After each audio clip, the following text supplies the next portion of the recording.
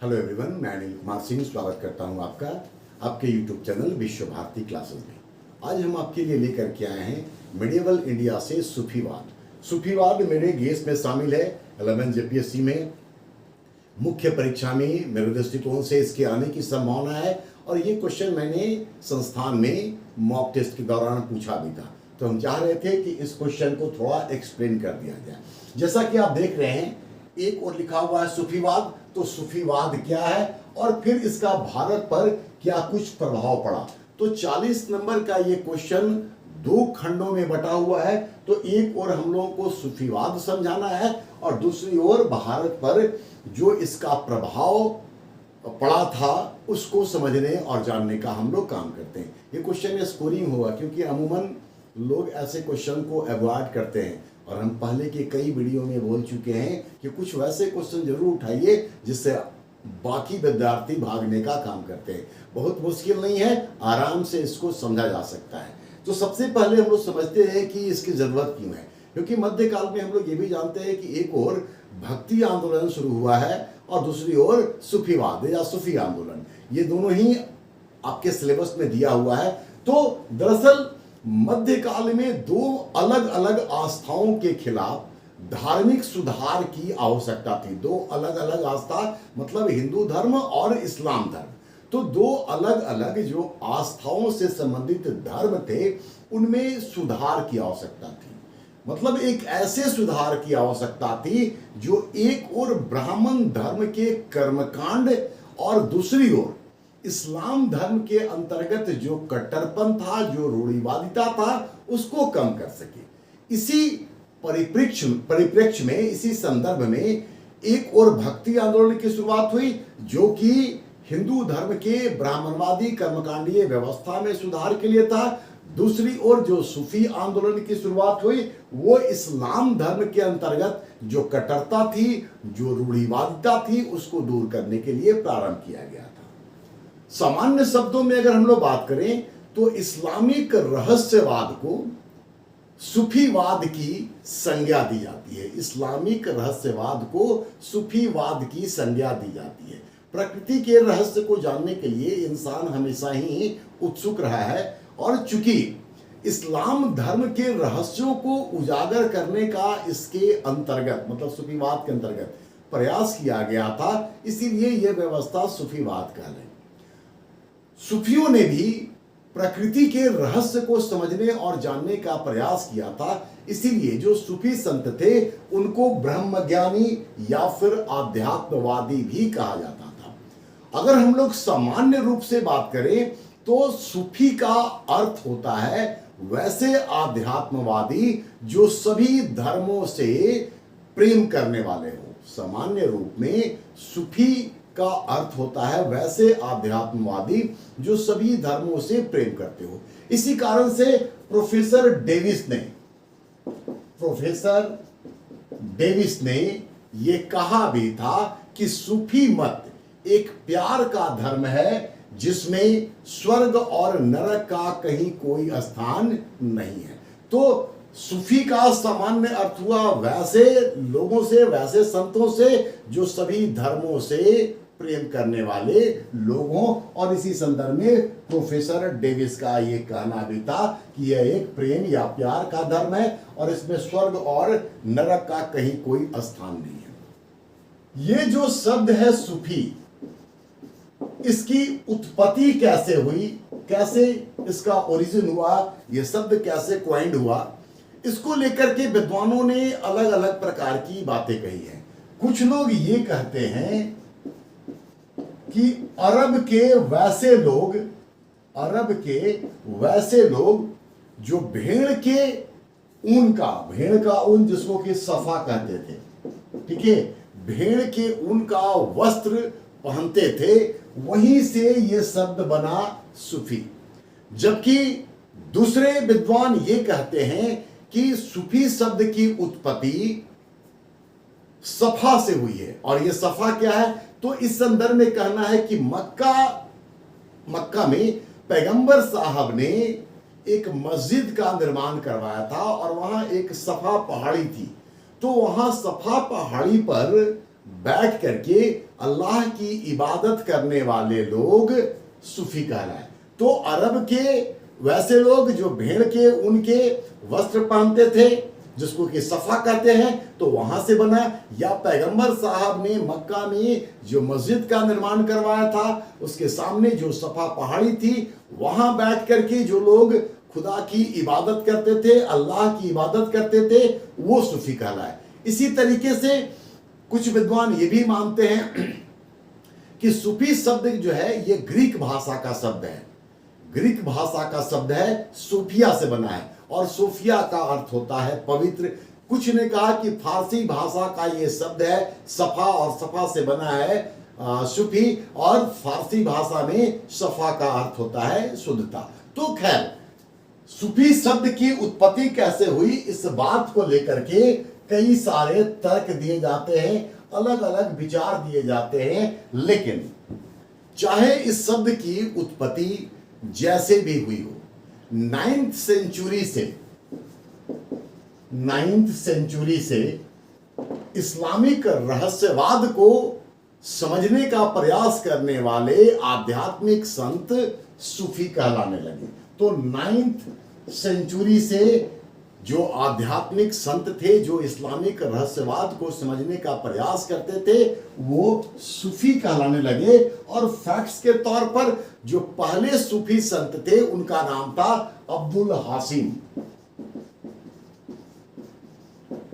अब्दुल हासिम, ये सब याद रहेगा तो शायद काम भी आ जाए। ठीक है, सूफी दर्शन जो है वो एकेश्वरवाद में विश्वास करता है। सूफी दर्शन एकेश्वरवाद में विश्वास करता है, और उनका मानना है कि ईश्वर एक है, सभी कुछ ईश्वर में है, उससे बाहर कुछ भी नहीं है। सब कुछ त्याग करके ईश्वर को प्राप्त किया जा सकता है। तो सूफी दर्शन एकेश्वरवाद के सिद्धांत पर काम कर रहा है और कहता है कि ईश्वर एक है, सब कुछ ईश्वर में है, ईश्वर से बाहर कुछ भी नहीं है, और सब कुछ त्याग करके ईश्वर को प्राप्त किया जा सकता है। जो सूफी थे ये सादगी पूर्ण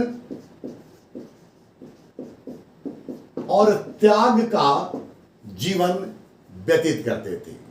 मूर्ति पूजा पर इनका विश्वास नहीं था, मूर्ति पूजा पर ये यकीन नहीं करते थे। साथ ही नृत्य और संगीत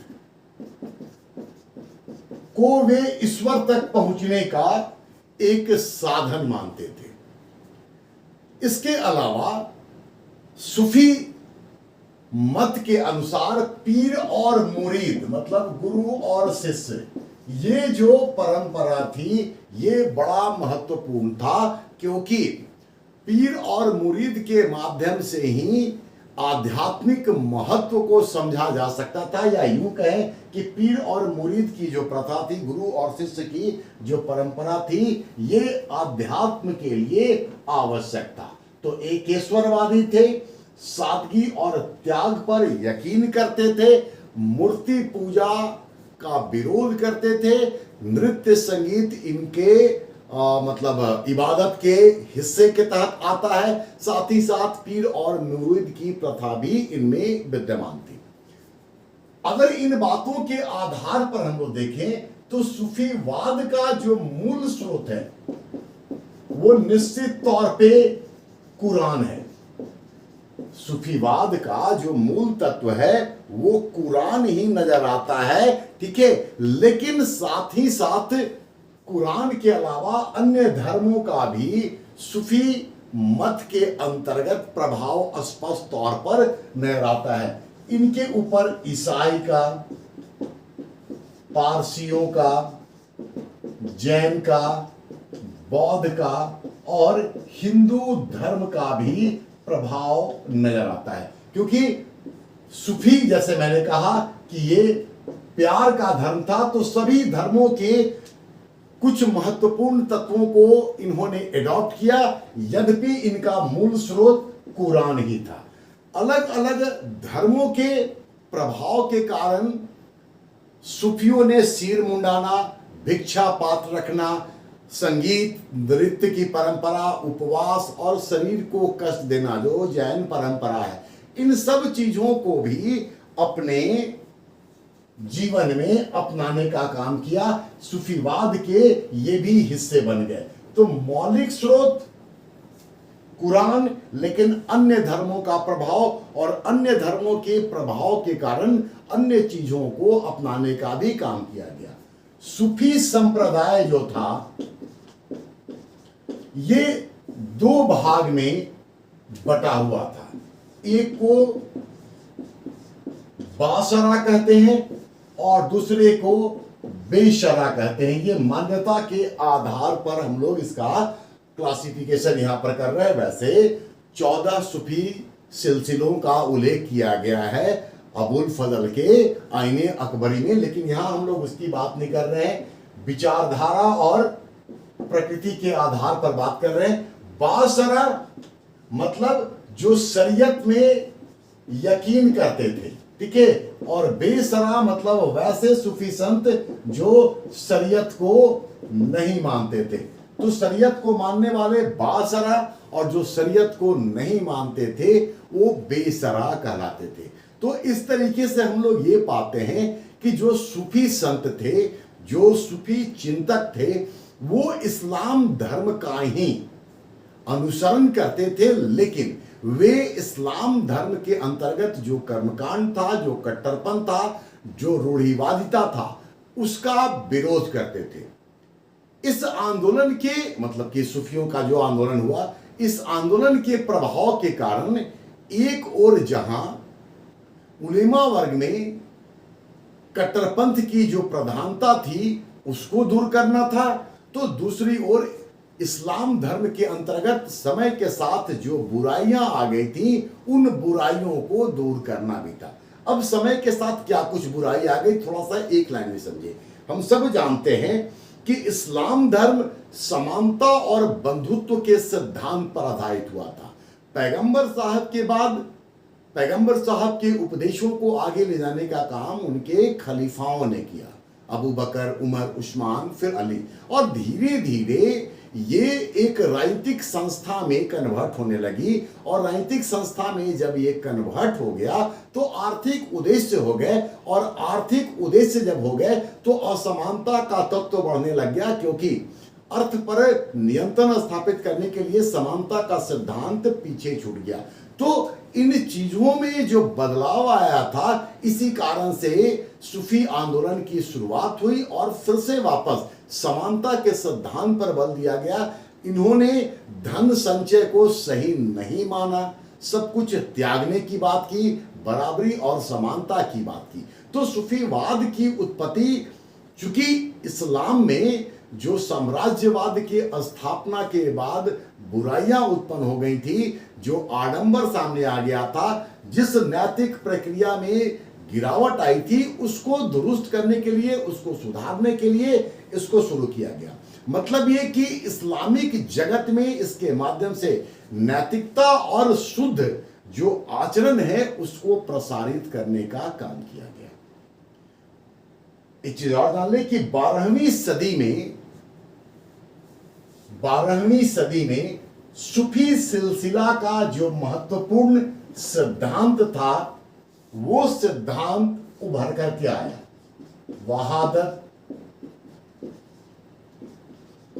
उल वजूद।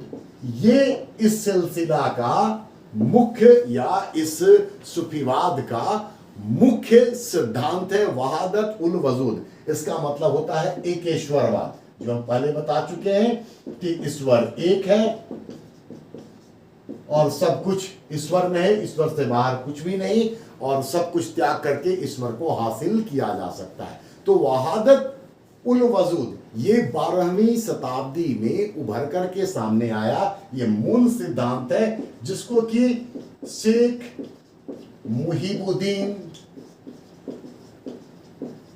इब्न अल अरनी इन्होंने प्रतिपादित किया था। मतलब कि सूफी सिलसिला का जो मुख्य सिद्धांत है वहादत उल वजूद, जिसका अर्थ है एकेश्वरवाद, इसका प्रतिपादन शेख मुहिबुद्दीन इब्न अल अरनी के द्वारा किया गया। तो ये सूफीवाद हो गया। ठीक है, मोटे तौर पर मैंने क्या बताया आपको, इस्लामिक रहस्यवाद को जानने वाले संत सूफी कहलाए। क्यों शुरू हुआ, तो वक्त के साथ इस्लाम धर्म के अंतर्गत जो आडंबर, जो रूढ़िवादिता, जो कट्टरपन आ गया था, उसको दूर करना था। सामान्य शब्दों में सूफी का मतलब होता है वैसे आध्यात्मिक संत जो सभी धर्मों से प्रेम करते हों। फिर प्रोफेसर डेविस के विषय मैंने बताया कि कहा उन्होंने कि यह एक प्रेम का धर्म है। फिर इस शब्द के उत्पत्ति के संदर्भ में अलग अलग विचारधारा को मैंने बताया, जिसने बताया कि अरब के वैसे लोग जो कि भेड़ के ऊन मतलब कि सफा जिसको बोलते थे, उसका वस्त्र धारण करते थे। पैगंबर साहब के द्वारा मक्का में जो मस्जिद बनाई गई, उसके सामने जो सफा पहाड़ी थी, वहां पर इबादत करने वाले लोग सूफी कहलाए। ग्रीक शब्द सोफिया से बना है, फारसी शब्द से बना है जिसका अर्थ है सुल्ता। जैसे भी हुआ हो, 9वीं सेंचुरी से इस्लामिक रहस्यवाद को जानने वाले लोग सूफी संत कहलाए।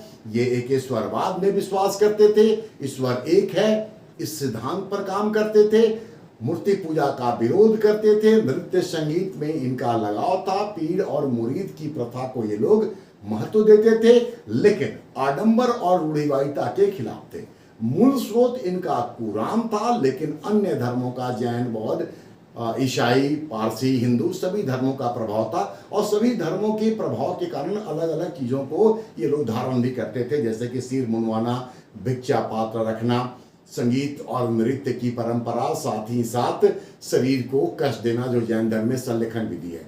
2 संप्रदाय या 2 भाग हैं इसके, बासरा, बेसरा भी हम लास्ट में लिखे हैं। ठीक है, तो मूल रूप से इस्लाम धर्म के सिद्धांत पर ही चलते हैं, लेकिन जो वक्त के साथ बुराइयां आई थी उसको दूर करना ही इनका काम था। और 12वीं शताब्दी में इनका जो सिद्धांत है वहादत उल वजूद, वो सामने आया, जिसको कि शेख मुहिबुद्दीन इब्न अल अरनी ने प्रतिपादित किया था। तो एक खंड मैंने आपको बता दिया।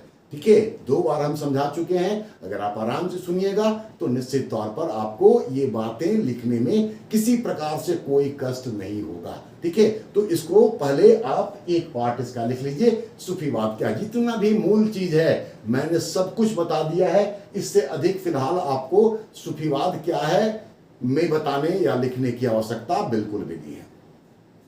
अब हम लोग चलेंगे इसके दूसरे खंड पर कि भारत पर इसका क्या कुछ प्रभाव पड़ा। सूफीवाद या सूफी संतों का समाज पर क्या प्रभाव पड़ा या भारत पर क्या प्रभाव पड़ा, इसको हम लोग मतलब कई रूपों में देख सकते हैं, क्योंकि लिटरली मध्यकाल में इसका बड़ा ही महत्वपूर्ण इम्पैक्ट पड़ा था। जैसे पहला पॉइंट हम लोग उठा लें कि क्या कुछ पड़ा, तो धर्म और संस्कृति पर हम लोग इसके प्रभाव को समझने का काम करें। प्रभाव समझने के लिए फिर एक बार याद करिए जो पहला हम बोले थे आपको कि मध्यकाल में 2 अलग अलग आस्थाओं के बीच में समन्वय की आवश्यकता थी। ठीक है, तो सबसे जो बड़ा फायदा हुआ वो धर्म और संस्कृति के क्षेत्र में स्पष्ट तौर पर नजर आता है। इसके कारण से चूंकि ये इस्लाम धर्म में जो कट्टरता, जो रूढ़िवादिता आ गई थी, उसको दूर करने के लिए शुरू किया गया था। लिहाजा सूफीवाद के प्रभाव के कारण इस्लाम धर्म के अंतर्गत हम लोग इस्लाम धर्म का सरल स्वरूप पाते हैं। मतलब किसकी कट्टरपंथा जो थी, कट्टरता जो थी, वो कम हुई। इस्लाम धर्म पहले की तुलना में कहीं ज्यादा परिमार्जित हो गई, परिष्कृत हो गई, शुद्ध हो गई। ठीक है, तो चूंकि ये आडंबर और रूढ़िवाद के प्रतिक्रिया के कारण शुरू किया गया था, तो पहला प्रभाव भी यही देखे कि इसके कारण से इस्लाम धर्म सरल हुआ, परिमार्जित हुआ। यह भी देखा गया कि भारत में इस्लाम धर्म के प्रचार के लिए या धर्मांतरण के लिए जो कार्य तलवार के बल पर किया जा रहा था, वो कार्य सूफियों ने बड़ी सरलता से कर दिया। सूफियों ने जिस सरल, व्यवहारिक और मधुर वाणी में अपना उपदेश आम लोगों तक पहुंचाने का काम किया, उसके कारण से लोगों ने स्वेच्छा से इस्लाम धर्म को अपनाने का काम भी किया। तो जो काम इस्लाम धर्म के प्रचार के लिए, धर्मांतरण के लिए तलवार के बल पर तुर्की नहीं कर पाए थे, बड़ी ही आसानी से अपनी मीठी वाणी से, अपने उपदेश से लोगों को आकृष्ट करके सूफियों ने इस्लाम धर्म का न सिर्फ प्रचार किया बल्कि लोग स्वेच्छा से धर्मांतरण भी करने लगे। हालांकि यहाँ पर ये बातें भी आती हैं कि दो तरह के सूफी संत भी थे। एक जो थे वो संकीर्ण विचारधारा वाले सूफी थे और जो संकीर्ण विचारधारा वाले सूफी थे वो प्रत्यक्ष रूप से धर्मांतरण को बढ़ावा दे रहे थे, जबकि जो उदार प्रवृत्ति के सूफी संत थे उनके व्यक्तित्व से, उनके उपदेश से आकृष्ट होकर के लोग स्वेच्छा से इस्लाम धर्म को अपना रहे थे। इस रूप में अगर हम लोग देखें तो एक तरफ सूफियों ने इस्लाम के लिए भारत में एक अस्थायी आधार तैयार किया, तो दूसरी ओर मध्यकाल में हिंदू धर्म के अंतर्गत जो भक्ति आंदोलन थी उस भक्ति आंदोलन को भी गति प्रदान करने का काम किया। तो इस्लाम धर्म के अंतर्गत भी बदलाव आया और उसके फलस्वरूप जो भक्ति आंदोलन था उस आंदोलन में भी तीव्रता आई। दूसरी ओर हम लोग देखें तो धर्म के साथ साथ दो अलग अलग आस्थाओं के लोगों का सूफियों के कारण समन्वय हुआ, उनकी संस्कृति का मिलन हुआ। नतीजा कुछ ऐसे रीति रिवाज उभर करके सामने आए जो कि विश्व में अन्य किसी राष्ट्र में नजर नहीं आता है, जैसे कि सब ए बारात, जिसको हम लोग सब ए बारात कहते हैं, ये इस्लाम धर्म के अंतर्गत उभर करके सामने आया। ये त्योहार मनाया जाने लगा। कहा जाता है कि ये बेसिकली भारतीय हिंदू संस्कृति का प्रभाव था, जिसके कारण से इस्लाम में भी सबे बारात की जो प्रक्रिया है सो सामने आई। दो अलग अलग धर्मों के बीच में एकता कायम हुआ, समन्वय की स्थापना हुई और बंधुत्व का विकास हुआ। इसके कारण से हिंदू और मुस्लिम के बीच में मध्यकाल में समन्वय का जो तत्व था सो उभर करके सामने आया। हिंदू और मुस्लिम इन दोनों के बीच में समन्वय जो उभर करके आया, इसका प्रमाण भी सूफी साहित्यों में मिलता है। सूफी साहित्य को मलफूजात कहते हैं। तो हिंदू और मुस्लिम धर्म के समन्वय का प्रमाण भी मिलता है, जैसे कि दारा सिको जो शाहजहां का पुत्र था उनके द्वारा लिखा गया मजमा उल बहरीन, इसे कोट कीजिएगा तो अच्छा रहेगा, आंसर थोड़ा और मजबूत दिखेगा। ये क्या है? ये हिंदू और मुसलमान इन दो धर्मों के समन्वय का प्रतीक है। मजमा उल बहरीन, इसका अर्थ होता है दो महासागरों का मिलन। तो दो महासागर कौन है? एक हिंदू और एक मुसलमान। तो ये सूफियों के प्रभाव के कारण ही ऐसा संभव हुआ। ऐसे और भी ग्रंथ हैं, लेकिन दारा सिको, चूंकि ये नाम भी आसानी से सबको याद हो जाता है, इतनी बार हम लोग सुन चुके हैं, शाहजहां का पुत्र, तो ये एग्जाम्पल भी आप कोट कर दीजिएगा। अब देखिए धर्म और संस्कृति के बाद कि इसका समाज पर क्या प्रभाव पड़ा। तो पहला वाला पॉइंट से कहीं ना कहीं इसके लिए रास्ता भी तैयार हो गया। भारतीय समाज जो था वो कई भागों में विभक्त था। मतलब अगर सिर्फ हिंदू समाज की ही बात करें तो हिंदू समाज कई वर्गों में बटा हुआ था। सूफियों के उपदेश को सुनने के लिए उनके खानका मतलब कि सूफियों का निवास स्थान, अलग अलग वर्ग के लोग जाते थे, एक साथ बैठते थे, उनके विचारों को सुनते थे। तो इससे क्या हुआ कि सामाजिक एकीकरण की जो प्रक्रिया थी सो प्रारंभ हुई। विखंडित समाज एकीकृत होना शुरू हो गया। इनके खानकाहों में हिंदू और मुसलमान दोनों जाकर के बैठते थे।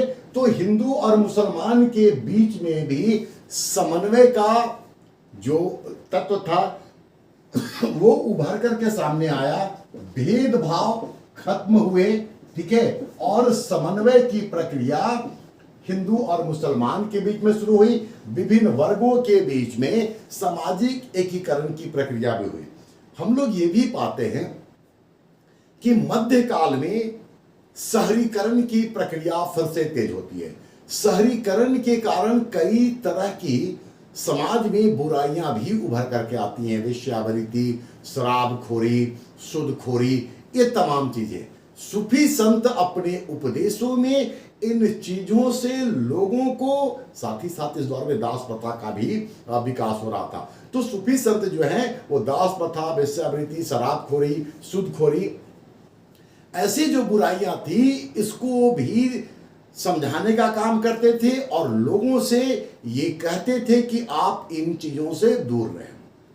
तो समाज सुधार का भी इन लोगों ने काम किया। सूफियों ने मानव सेवा की बात की, उन्होंने दया की बात की, सहिष्णुता की बात की और नैतिक आचरण के महत्व को समझाया। तो इस तरीके से हम लोग देखते हैं कि लोगों में जो अनैतिकता फैला हुआ था उसको दूर करने का काम किया, समाज में विद्यमान बुराइयों को दूर करने का प्रयास किया, लोगों से यह भी अपील किया कि नशाखोरी, सुदखोरी के और भोग विलास से दूर रहें और साथ ही साथ धन संचय पर भी उन्होंने लोगों को दूर रहने की बात कही, मतलब कि धन संचय की आवश्यकता नहीं है। तो उन्होंने नैतिक आचरण के लिए एक अनुकरणीय आदर्श प्रस्तुत किया, अपना उदाहरण प्रस्तुत किया।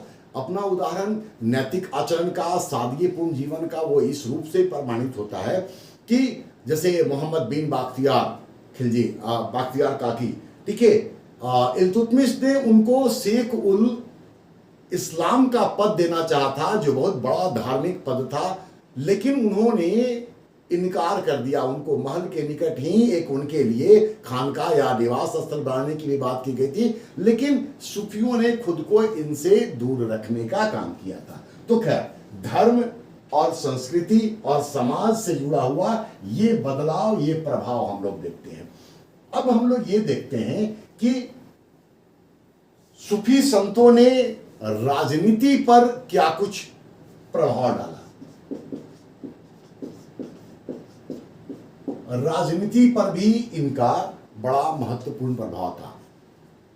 सूफी संतों के उपदेशों के कारण राजनीति की अवधारणा में मौलिक परिवर्तन आया।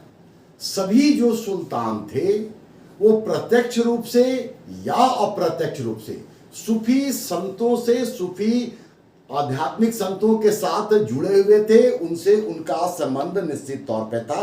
कुछ एक आपवादिक स्थितियों को छोड़ दें, जैसे गाजी मल्लिक सुने होंगे, हनूज दिल्ली दुरस्ते, ठीक है। तो आम तौर पर दिल्ली सल्तनत के सभी सुल्तानों का डायरेक्टली और इनडायरेक्टली सूफी संतों से संबंध था, जैसे कि मोहम्मद बिन तुगलक के ऊपर बहुत बड़ा प्रभाव था। तो इन सूफी संतों के प्रभाव में आकर के राजनीति का जो रूप था वो धर्म निरपेक्ष स्वरूप में सामने आया। फिर बता दें कि एक आध अपवाद को छोड़कर, जैसे कि फिरोज शाह तुगलक, जैसे कि सिकंदर लोदी, इन लोगों ने धर्मांता की नीति अपनाई, लेकिन जितने भी बाकी सुल्तान हुए उन सब लोगों ने सूफी संतों के प्रभाव में आकर धर्म और राजनीति को एक दूसरे से अलग रखा।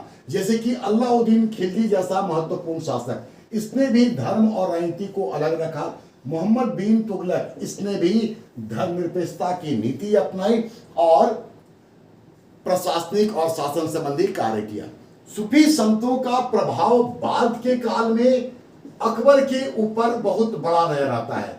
अकबर का जो सुलह ए कुल का सिद्धांत है, सुलह ए कुल का सिद्धांत, ये आप सब जानते हैं कि धार्मिक सहिष्णुता के सिद्धांत पर आधारित है, ठीक है। और अकबर की धार्मिक नीति हम आपको ऑलरेडी बता चुके हैं, उसका भी वीडियो शायद आपने देखा होगा, ठीक है। तो अकबर का सुलह ए कुल, इस पर भी सूफीज्म का, सूफीवाद का प्रभाव है, क्योंकि सुलह ए कुल मतलब विश्वजनीन शांति, मतलब कि सहिष्णुता, सद्भावना, सेवा के विचार पर आधारित है।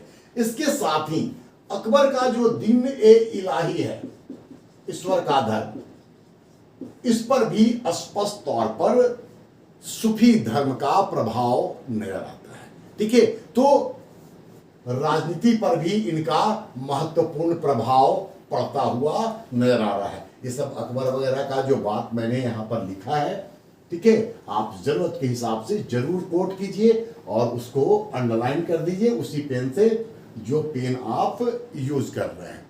अब देखिए संगीत पर, मैंने शुरुआत में कहा था कि संगीत पर ये लोग बहुत जोर देते थे और संगीत को ईश्वर तक पहुंचने का साधन मानते थे।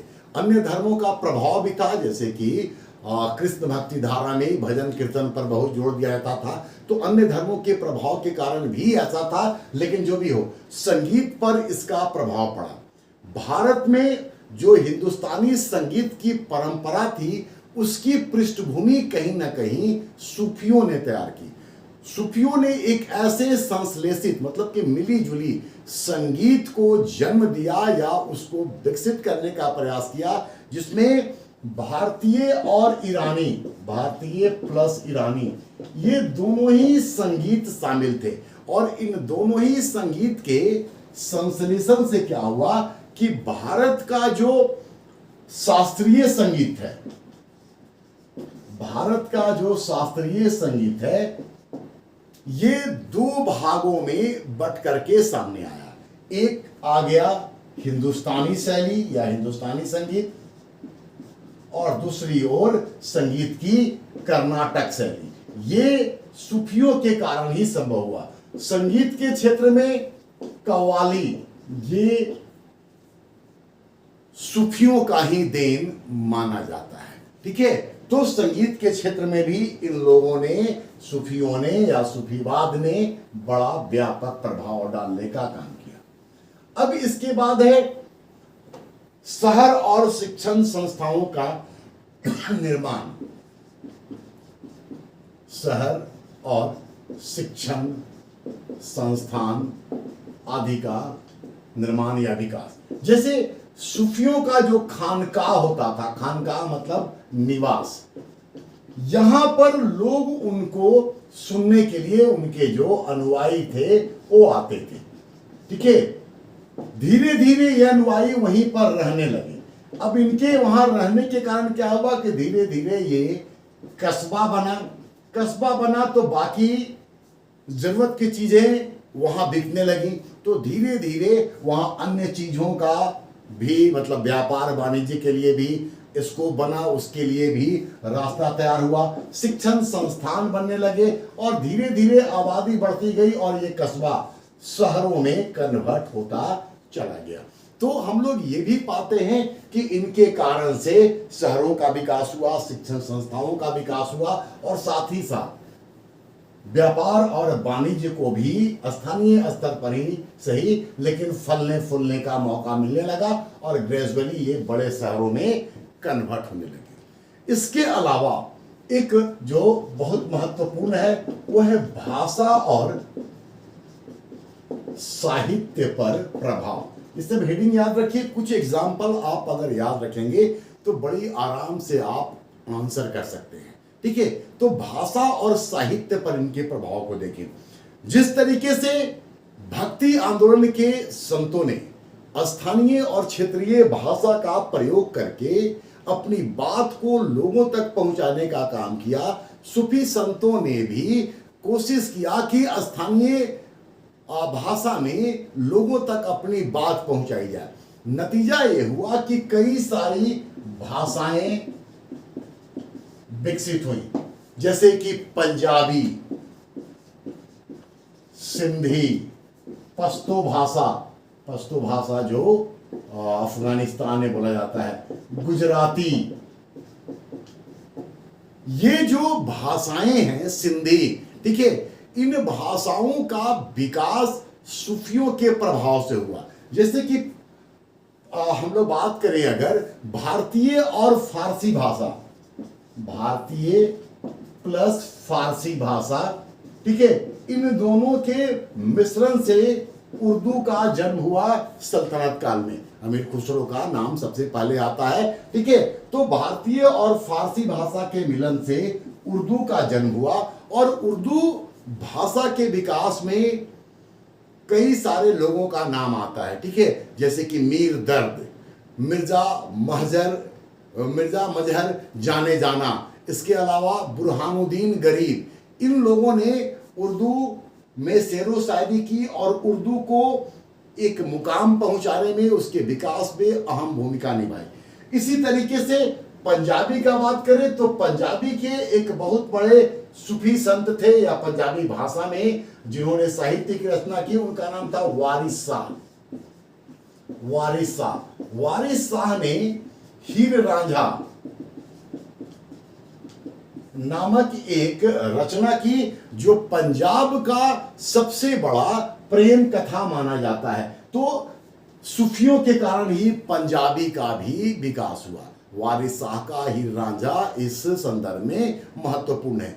पश्तो भाषा जो आज की तारीख में अफगानिस्तान में बोला जाता है, इसका जो विकास हुआ वो रोशनिया संप्रदाय के द्वारा किया गया। जो 14 सिलसिले हैं उसमें से एक रोशनिया सिलसिला भी है। तो रोशनिया संप्रदाय के द्वारा पश्तो भाषा का इस्तेमाल किया गया, उसका विकास किया गया। इसी तरीके से सिंधी, गुजराती और अन्य कई स्थानीय भाषा और साहित्य के विकास में इन लोगों ने महत्वपूर्ण भूमिका निभाने का काम किया। इसके अलावा हम लोग मलिक मोहम्मद जायसी, उनकी रचनाओं में जिन्होंने पद्मावत लिखा है, मलिक मोहम्मद जायसी के ऊपर भी सूफी साहित्य का प्रभाव था। उसी दौर के विद्वान मंझन, कुतुबन, ये सब जो साहित्य लिखते हैं मलिक मोहम्मद जायसी, इन सब के ऊपर कहीं ना कहीं सूफी साहित्य का प्रभाव नजर आता है। तो हम लोग देखते हैं कि सूफियों ने भारत के विभिन्न क्षेत्रों में प्रभाव डालने का काम किया। एक और जहां इनके कारण से धर्म के अंतर्गत या इस्लाम धर्म के अंतर्गत जो कट्टरता और रूढ़िवादिता थी, सो खत्म करने में काफी हद तक इनको सहायता मिला। इस्लाम के प्रचार प्रसार में इन्होंने भूमिका निभाई। हिंदू मुस्लिम समन्वय के साथ ही भारत के समाज, भारत के धर्म, भारत की राजनीति, संगीत, भाषा, साहित्य, जीवन के हर एक पहलू को कहीं ना कहीं इन लोगों ने प्रभावित करने का काम किया। लेकिन ऐसा नहीं था कि सूफियों का सिर्फ सकारात्मक प्रभाव ही था, कुछ नकारात्मक प्रभाव भी थे। ठीक है, उम्मीद है ये सारी चीजें समझ में आ रही होंगी। बस 2 मिनट में हम अपनी बात खत्म करने जा रहे हैं। अगर वीडियो अच्छा लग रहा हो तो प्लीज लाइक कर दीजिए और अपने दोस्तों के साथ शेयर भी कर लीजिए। हम कंक्लूड करने जा रहे हैं और यहां पर हम बताएं कि कुछ इनके निगेटिव एस्पेक्ट भी हैं। सूफियों ने दरगाह पूजा को बढ़ावा दिया। ठीक है, दरगाह पूजा को बढ़ावा दिया, जिसके कारण से मूर्ति पूजा को बल मिला।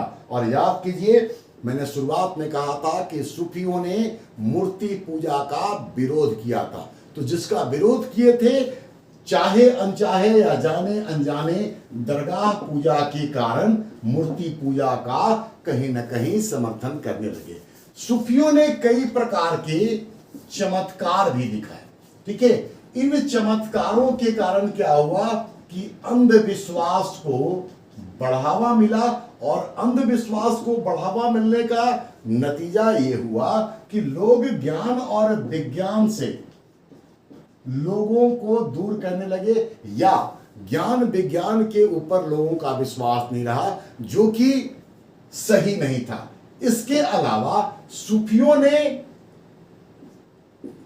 भक्ति को इतना ज्यादा महत्व दिया, समर्पण को इतना ज्यादा महत्व दिया कि धर्म का जो तार्किक व्यवस्था हो सकता है, इस व्यवस्था का वो इन लोगों ने मान्यता नहीं दिया। अब ये तार्किक व्यवस्था वाली जो बात है, एक लाइन में हम आपको यहां पर बताते चले कि इस्लाम धर्म के अंतर्गत जब सूफीवाद का मतलब इस्लाम धर्म का जब प्रचार प्रसार हो रहा था, तो प्रचार प्रसार के क्रम में इनका रोम साम्राज्य जो था वेजेंटाइन, वहां से इस्लाम का संपर्क हुआ और वहां से इन लोगों ने तार्किकता की बातें सीखी। लेकिन इस्लाम धर्म के द्वारा जो तार्किकता की बात सीखी गई, सूफी संत उनको नकारते थे। तो मतलब सूफी संत जो हैं वो कहीं ना कहीं फिर वही बात कि अंधविश्वास को बढ़ावा दे रहे हैं ठीक है, लेकिन बौद्धिकता और तार्किकता से लोगों को दूर रहने की बात करते हैं। कुछ नकारात्मक प्रभाव अवश्य थे, लेकिन कुल मिलाकर के सूफी मत एक प्यार का धर्म था जिसने भारत में एक नए समन्वय, एक नए संस्कृति को जन्म दिया और जीवन के प्रत्येक आयाम में अपना महत्वपूर्ण प्रभाव छोड़ने का काम किया। तो ये पूरा का पूरा सूफीवाद क्या है और उसका प्रभाव क्या है, और फिर बता दें कि ये टॉपिक मेरे गेस में है। आप कोशिश कीजिए कि इसको आधार बना के लिखिए, क्योंकि आपको 700 750 शब्द लिखने के लिए मैंने पर्याप्त मटेरियल दे दिया है। बड़ा ही सिंपल शब्दों में सूफीवाद वाला जो थोड़ा बहुत हो सकता था उसको मैंने 2 बार बताने का काम किया है ताकि आपके जेहन में ये बैठ जाए। चलिए अगले वीडियो में मिलते हैं किसी और टॉपिक के साथ। धन्यवाद।